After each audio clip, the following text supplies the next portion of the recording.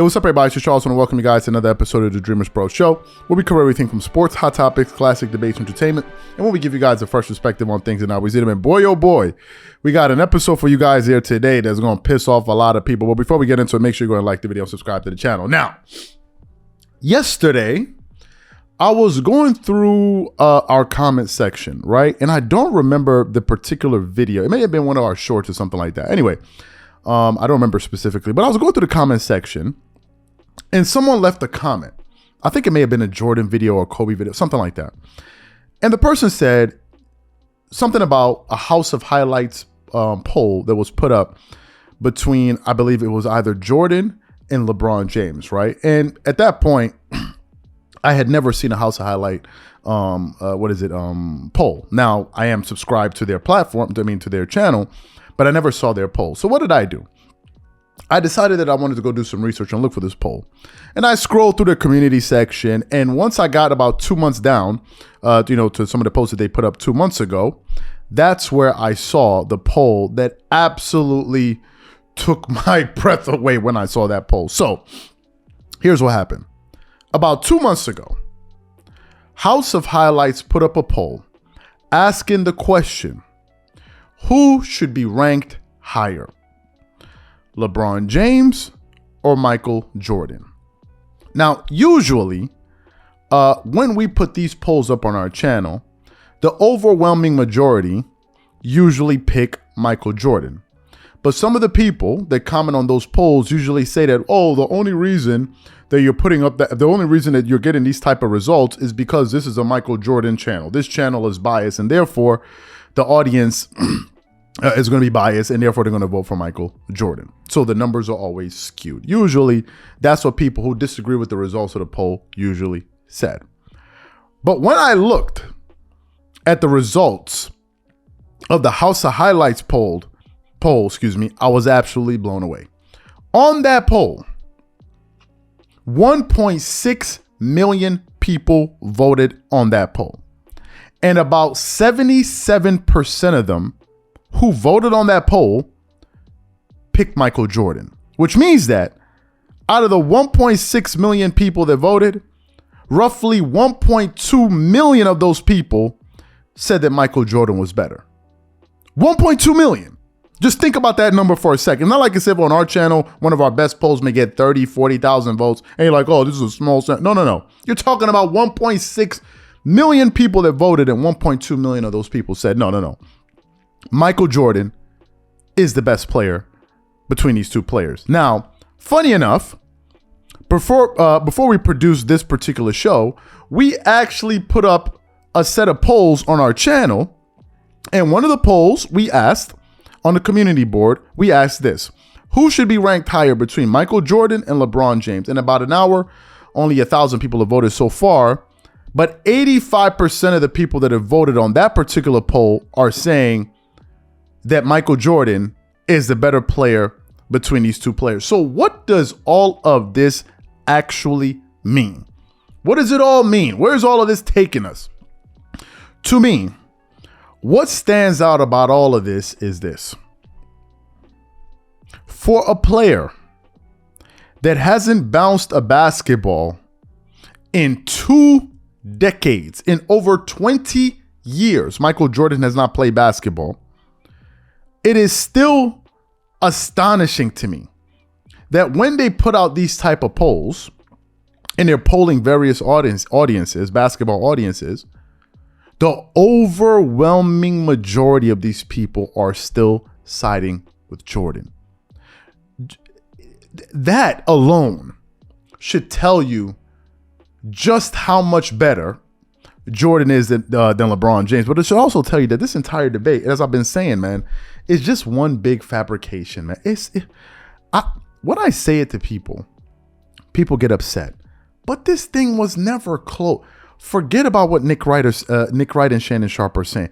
It has never been close. Even if you sit down and listen to the arguments that those guys are making, they're putting up Swiss cheese argument. At the very end, when people can't argue with the information, what do they say? It don't matter. LeBron he still go. There's no argument. It's all sentiment. is all sentiment. If you look at these two players in a vacuum, it's not close. It's not close. If you look at their accomplishments in terms of their resume, who in their right mind, who would argue against a finals record of 6-0 with a record of 4-6? Who do you know would seriously try to make an argument? It's not an argument. It's not even close. It is. One would have thought that given the fact that Jordan has been retired for 20 seasons, one would have thought with the advent of social media, with all of the various sports analysts out there trumpeting, singing LeBron James's prayer, one would have thought that this poll would have been something like 55-45. If it's 55-45, you can say, hey, man, you know what? This thing is a debate. But in this case, is virtually 8 out of every 10 people you meet are going to tell you Jordan. That is an overwhelming majority. The overwhelming majority say it's Jordan, which means that the person that told me, oh, your channel has a fringe opinion. No, it means you guys are actually the ones with the fringe opinion. It's not that, Jordan? No, you guys are in the minority, and it's one of the reasons I don't understand why people still sit up there and try to make this argument. It is one of the dumbest ones to make, but nevertheless, they're going to make it. When LeBron passes Kareem Abdul-Jabbar, they're going to bring it up again. They're going to be bringing up all these silly arguments, trying to make these silly points to say, oh, no, LeBron is, now you can see it's just a bunch of nonsense. If you look at these two guys' resumes, it's not even close. And it's one of the reasons I'm going to say this. One of the reasons I'm going to say this, and I'm going to leave it here. For the people that believe that this thing is a close debate, right? That in fact, LeBron is on Michael Jordan's level, and he should be considered the second greatest player of all time, which I don't think he should be. I have two bits of information for you that you guys should think about. The first one is this. The Lakers just won their first game of the regular season. I believe they have a 1-5 record. Okay? They just got their first win. LeBron is in year 20, but he came into the NBA younger than Michael Jordan because Michael Jordan went to college, North Carolina. Michael Jordan, in his last season in the NBA, at the age of 39, 40 years old, was playing for the Washington Wizards. His teammates were Juan Dixon, Jahadi White, Tyronn Lue, Kwame Brown.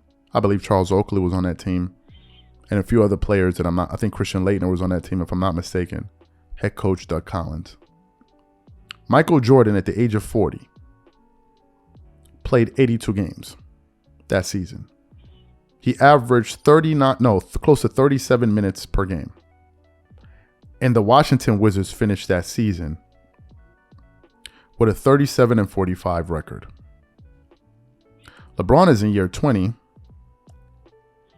but he's 3 years younger than Michael Jordan. He's more youthful than he is. If, in fact, you want to tell me, forget about he's better, that he should be even mentioned in the same breath with Michael Jordan, LeBron and his team, they should be able to find a way.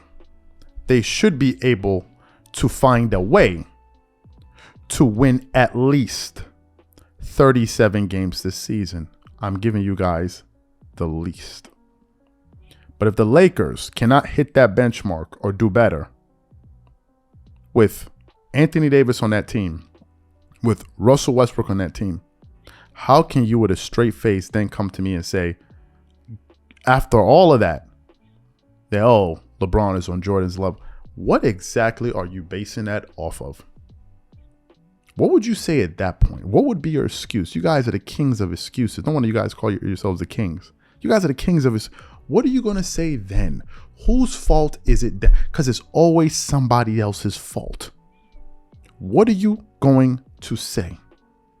If he can't even reach that number, this the dude y'all want to tell me is close to Jordan? That's the first thing I want you guys to think of. Here's the second thing I want you guys to think of, and there's a question.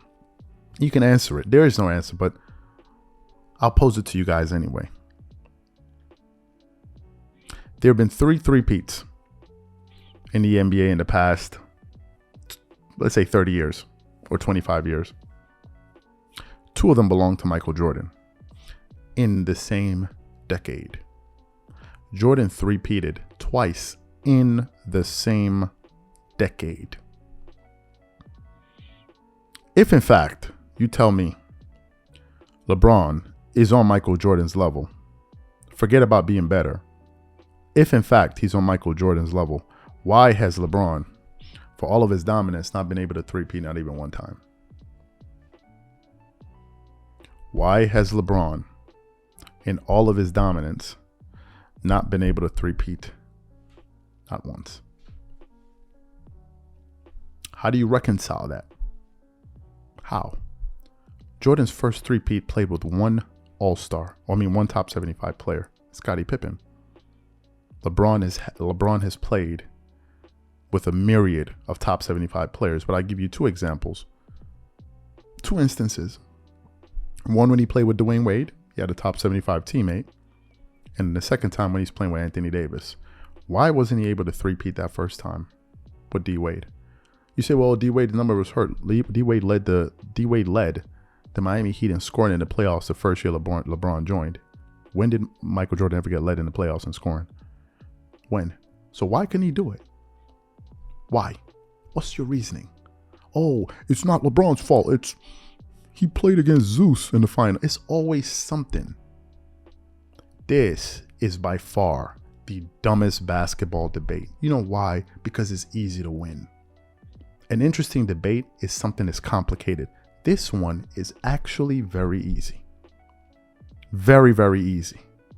And the overwhelming majority, after all of the twerking that's going on TV, at the end, the overwhelming majority still say Jordan.